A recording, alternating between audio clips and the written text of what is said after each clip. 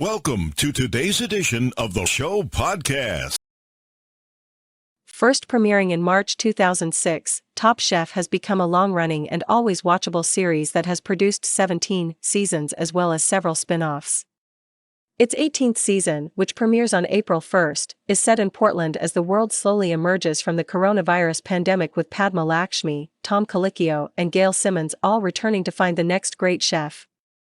In the 15 years the Emmy-winning reality competition has been on the air, the show has certainly evolved in many ways. This season especially will see new variations of popular challenges as they contend with COVID-19 safety protocols. But the one thing that has changed for the best, Lakshmi, Colicchio and Simmons tell ET, is a shift away from drama and more of a focus on culinary excellence. Drama naturally occurs in competition.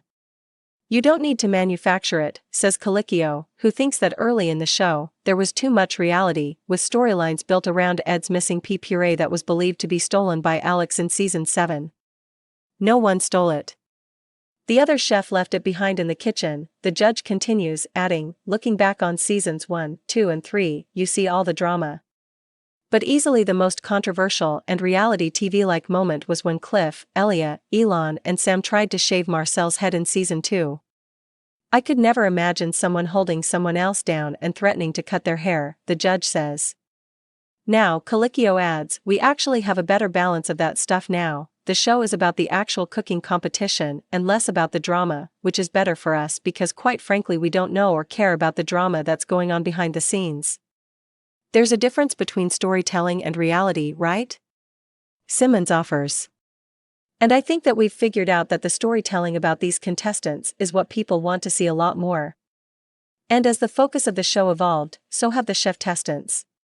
Not only do they act more professional, chefs that watch the show are being very careful to not be that guy, Colicchio suggests, but the 17 or so competitors are all at the top of their game, with season 18 marking the first time there are no sous chefs.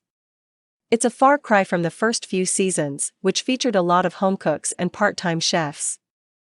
We soon realized what our audience wanted to see, Simmons says, that everyone cast moving forward was a sous chef or an executive chef.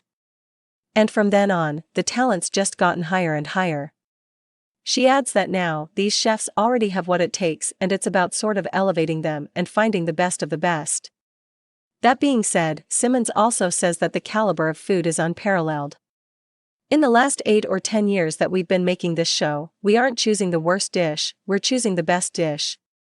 People rarely screw up badly anymore and we almost never eat terrible food. And because each season of Top Chef now lets the chef-testants truly shine, from a focus on their past experiences to how they're doing on the show, a lot more have become stars in their own right whether or not they win the competition. Among some of the more famous personalities are Antonia LaFaso, Brooke Williamson, Carla Hall, Fabio Viviani and Richard Blais, who is among many returning winners and fan favorites serving as an expanded panel of judges on season 18. What the show does, if you stick around long enough, is to tell people your story professionally, right? Lakshmi says, explaining that over the course of the 6 weeks of quick fires and elimination challenges, it shows you a very particular side of these chefs.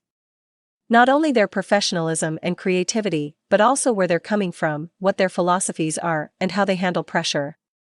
She adds, any Top Chef contestant you talk to will tell you the same thing, it's one of the most important and foundational things they've ever done in their career regardless of what point they're at in their career, because it tests you in a way that really can't be challenged anywhere else.